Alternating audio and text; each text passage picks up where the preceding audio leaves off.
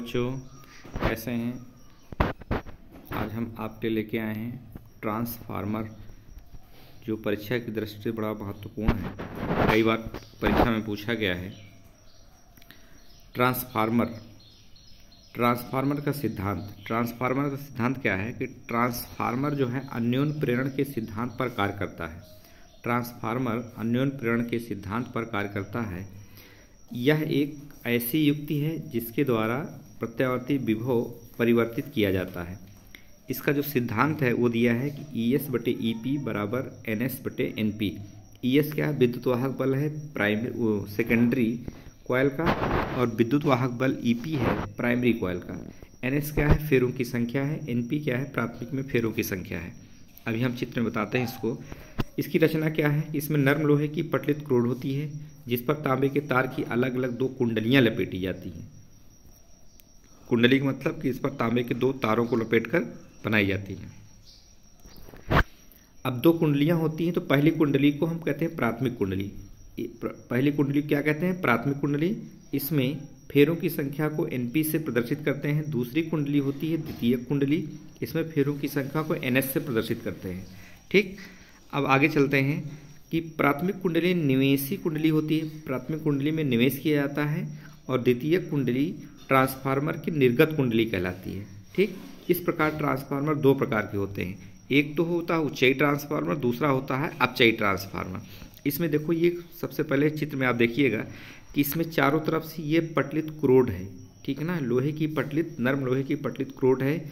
इसको चारों तरफ से ढक दिया गया। इसके अंदर ये देखिए, ये पटलित क्रोड की पत्ती है नर्म लोहे की, और इस पर जो है ये तांबे के तार लपेट कर बनाए गए। तो इसको हम बोलते हैं, इस पर जो विभवांतर उत्पन्न होता है उसको हम बोलते हैं VP यानी प्राथमिक कुंडली, और इसको बोलते हैं द्वितीयक कुंडली। इसमें फेरों की संख्या को NS से, और प्राथमिक कुंडली में फेरों की संख्या को NP से प्रदर्शित करते हैं। ठीक, ये वाली प्राथमिक कुंडली हो गई, ये वाली द्वितीयक कुंडली हो गई। ठीक, जो ये बनाया गया है इसको बोलते हैं पटलित नर्म लोहे की पत्ती होती है। आगे बोलते हैं नंबर 1, जो हमारा ट्रांसफार्मर है वो उच्चाई ट्रांसफार्मर है। उच्चाई ट्रांसफार्मर की विशेषता क्या होती है कि ये निम्न प्रत्यावर्ती वोल्टता को उच्च प्रत्यावर्ती वोल्टता में बदलता है। इसका जो विभव होता है सेकेंडरी में अधिक होता है, प्राइमरी में कम होता है। इसका मतलब है कि VS ग्रेटर देन VP, अर्थात अब जब इसका ज़्यादा होगा VS का, तो बड़ी सी बात है कि इसमें फेरों की संख्या भी ज़्यादा होंगी। ठीक, VS ग्रेटर देन VP अर्थात NS ग्रेटर देन NP, अर्थात फेरों की संख्या जो है द्वितीयक में ज़्यादा होगी, प्राथमिक में कम होगी। ये उच्चई ट्रांसफार्मर है। कौन सा ट्रांसफार्मर है? उच्चई। अब दूसरा आता है अपचयी ट्रांसफार्मर। अपचयी ट्रांसफार्मर की विशेषता क्या है? ये उच्च प्रत्यावर्ती वोल्टता को निम्न प्रत्यावर्ती वोल्टता में बदलता है। ठीक, बदलता। इसमें जो है फेरों की संख्या किसमें ज़्यादा होती है? प्राइमरी में। ठीक, इसका मतलब कि VS is less than VP, अर्थात NP का मान फेरों की संख्या कितनी है? प्राइमरी में ज़्यादा है, द्वितीयक में कम है। कार्यविधि क्या है? अब इसकी वर्किंग क्या है कि जब कुंडली के सिरों पर विभव अर्थात प्रत्यावर्ती वोल्टेज लगाया जाता है तो क्रोड में चुंबकीय फ्लक्स उत्पन्न हो जाता है। क्रोड में क्या हो जाता है? चुंबकीय फ्लक्स उत्पन्न हो जाता है। माना प्राथमिक और द्वितीयक कुंडली में फेरों से बद्ध चुंबकीय फ्लक्स φB हो तो इस फार्मूला होता है फैराडे के नियम से EP = माइनस का NP delta φB delta T, समीकरण नंबर 1 इस प्रकार। दूसरा है ES = माइनस का NS delta φB delta T, समीकरण नंबर 2। समीकरण 1 व 2 से निकालते हैं, ये हो जाएगा ES बटे EP बराबर NS बटे NP की, ये सब भाग करके हमको मिल जाता है। अभी देखिए चित्र में किसमें फेरों की संख्या कम है, किसमें फेरों की ज़्यादा है। अभी देखिए पहले वाले में NP है, ये उच्चई ट्रांसफार्मर की विशेषता है। उच्चई ट्रांसफार्मर में फेरों की संख्या ज़्यादा होती है, और सेकेंडरी कॉयल में, द्वितीयक कुंडली में फेरों की संख्या देखिए ज़्यादा है, प्राथमिक में फेरों की संख्या कम है, इसलिए उच्चाई ट्रांसफार्मर है। दूसरा है अपचयी ट्रांसफार्मर। प्राथमिक में देखो फेरों की संख्या ज़्यादा है, द्वितीयक में कितनी है? कम है, इसलिए हो गया अपचयी ट्रांसफार्मर।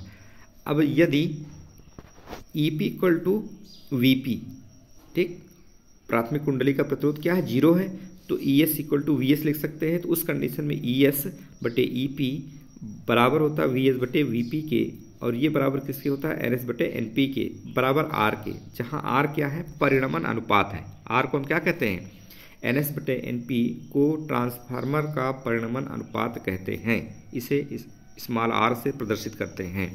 ठीक, उसके बाद दक्षता निकालने के आता है। इंपॉर्टेंट है कि ट्रांसफार्मर की दक्षता कितनी होती है, इफिशियंसी। दक्षता का मतलब होता है कार्य करने की योग्यता, आपके अंदर कार्य करने की कितनी योग्यता है उसी को कहते हैं दक्षता। तो ये फार्मूला होता है कि ईटा बराबर, ये होता है ईटा बराबर निर्गत शक्ति बटे निवेशी शक्ति इंटू 100 से जब हम मल्टीप्लाई कर देते हैं तो ये हमें दक्षता निकल आती है ट्रांसफार्मर की। ठीक, ट्रांसफार्मर पूछ लिया जाएगा, उसके प्रकार पूछ लिए जाएंगे, कार्यविधि पूछ ली जाएगी। ठीक, और एक आध न्यूमेरिकल इससे रिलेटेड दे देगा, जिसमें हम पार्ट 1 में जो रेआप्टिक्स का हमने पार्ट 1 भेजा है, क्या कहते हैं न्यूमेरिकल, उसमें हमने लगा दिया है ट्रांसफार्मर की, उसको आप देख लीजिएगा। ठीक, वीडियो पसंद आई हो तो लाइक कर दीजिए, सब्सक्राइब कर दीजिए, जिससे हमारी वीडियो आप तक पहुंचती रहे। तब तक के लिए धन्यवाद।